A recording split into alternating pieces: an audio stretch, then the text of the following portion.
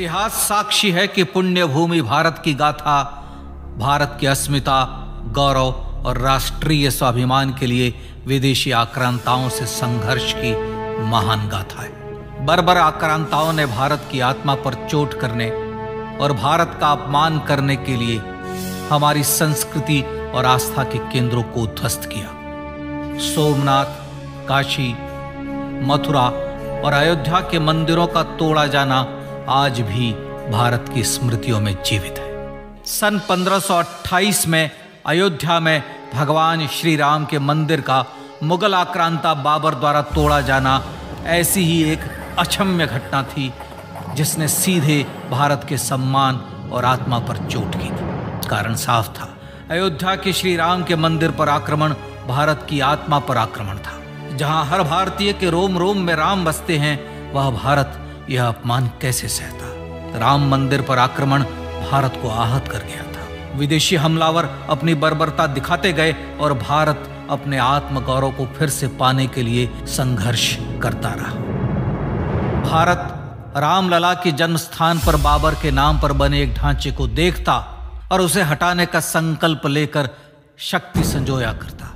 हिंदू समाज आत्मसम्मान के रण में डटा रहा और लगातार हमलावरों द्वारा बनाए गए बाबरी ढांचे को हटाने के लिए लड़ता रहा। सरयू कई बार रक्त से लाल हुई। कभी स्थानीय शासकों ने तो कभी साधु संतों और राम भक्तों ने राम जन्मभूमि की मुक्ति के लिए अपने प्राणों की आहुति दी। 15 अगस्त 1947 को देश की आजादी के साथ सैकड़ों सालों से चले आ रहे इस संघर्ष में नई ऊर्जा और एक नया मोड़ आया। अचानक 23 दिसंबर 1949 को बाबरी ढांचे में श्री राम लला प्रकट हुए। हजारों राम भक्त दर्शन के लिए उमड़ पड़े।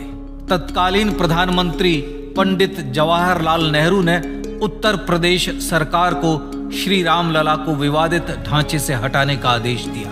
उत्तर प्रदेश सरकार ने अयोध्या के कलेक्टर को यह काम दिया और यह निर्देश भी कि जरूरत पड़ने पर वे बल का प्रयोग भी करें। अयोध्या के कलेक्टर ने सरकार को उत्तर दिया कि यह नरसंहार के बिना संभव नहीं है और फिर भी वह ऐसा चाहती है तो किसी दूसरे कलेक्टर से यह काम करवा ले। परिणाम स्वरूप रामलला की मूर्ति वहीं विराजमान रही।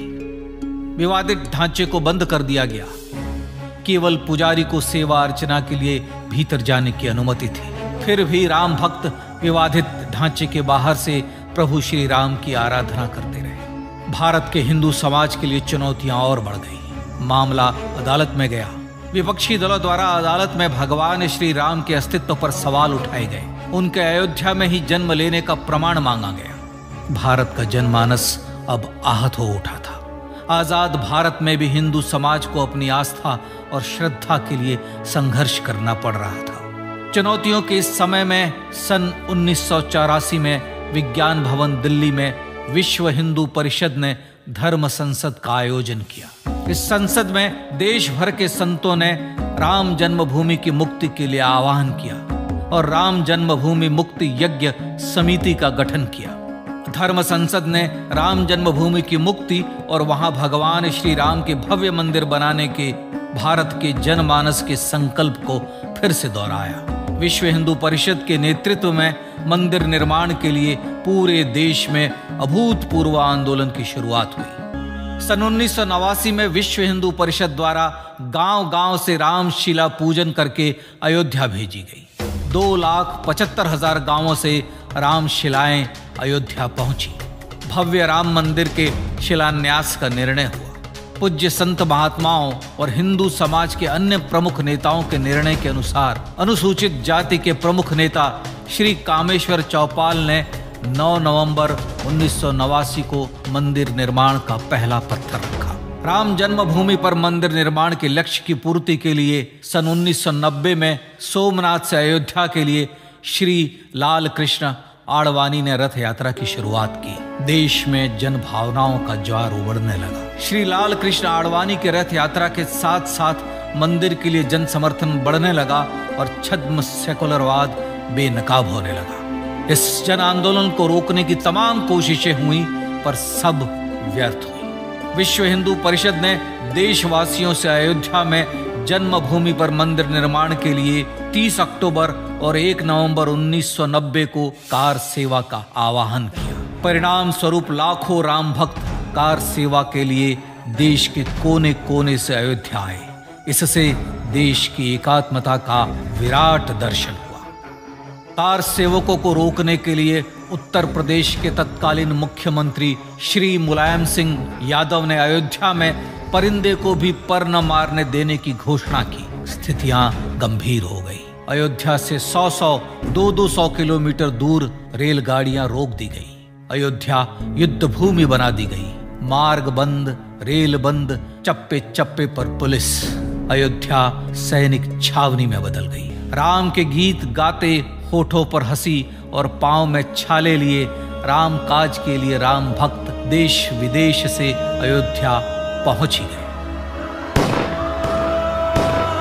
कार सेवकों पर गोलियां चली। अनेक कार सेवक शहीद हुए। आजाद भारत में जन्मभूमि पर राम मंदिर के लिए कार सेवकों ने फिर एक बार अपना बलिदान दिया, पर कार सेवकों ने विवादित ढांचे पर भगवा ठहरा ही दिया और इस तरह कार सेवा सफल हुई। श्री राम जन्मभूमि आंदोलन ने भारत की सुप्त आत्मा को झकझोर कर जगा दिया था। विश्व हिंदू परिषद ने फिर एक बार 6 दिसंबर 1992 को कार सेवा का आह्वान किया। राम भक्तों को कार सेवा करने देने के लिए अदालत में प्रार्थना की गई, पर अदालत ने कोई निर्णय नहीं दिया। परिणाम स्वरूप बौद्ध, जैन, सिख, स्वामीनारायण संप्रदाय, गायत्री परिवार, हर पंथ मत विचार के हिंदू एकत्र हो गए। छूत अछूत का भेद मिटा, जाति की पहचान मिटी। हम सब हिंदू, हम सब सिंधु बन गए।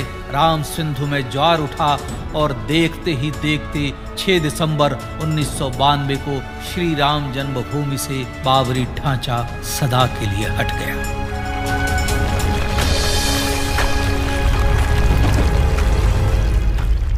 यह क्षण शौर्य, न्याय और सत्यमेव जयते का क्षण था। यह तो धर्मस्ततो जय का क्षण था। पर संघर्ष की गाथा यहां जाकर भी नहीं रुकी। छद्म सेकुलरवादियों द्वारा भारत और भगवान श्री राम के इतिहास को झुठलाने के लिए अदालतों में चुनौतियों का सिलसिला चलता रहा, जो 1950 से चल रहा था। पर सत्य को तो जीतना ही था।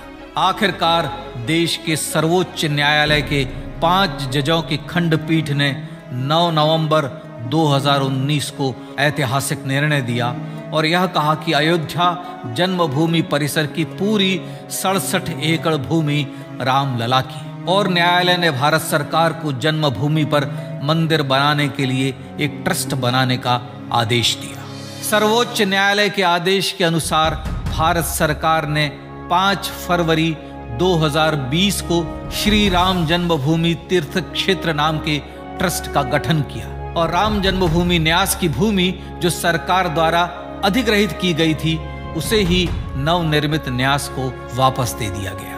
5 अगस्त 2020 को भारत के प्रधानमंत्री श्री नरेंद्र मोदी ने श्री राम जन्मभूमि तीर्थ क्षेत्र के अध्यक्ष पूज्य महंत नृत्य गोपाल दास, राष्ट्रीय स्वयंसेवक संघ के पूज्य सरसंघ चालक डॉक्टर मोहन भागवत एवं उत्तर प्रदेश के मुख्यमंत्री श्री योगी आदित्यनाथ की उपस्थिति में श्री राम जन्मभूमि पर भगवान श्री राम के भव्य मंदिर के लिए भूमि पूजन कर निर्माण कार्य का शुभारंभ किया। इस तरह लगभग 500 वर्षों से राम जन्मभूमि की मुक्ति के संघर्ष का पटाक्षेप हुआ। अपने आत्मसम्मान और राष्ट्रीय अस्मिता के लिए इतना लंबा संघर्ष विश्व के इतिहास में बेजोड़ है। श्री राम भारत की आत्मा, भारत की परिभाषा, हमारे राष्ट्रीय आदर्शों और जीवन मूल्यों के प्रतिनिधि मर्यादा पुरुषोत्तम हैं, जो हर हिंदू के होठों पर जन्म से मृत्यु तक रहे।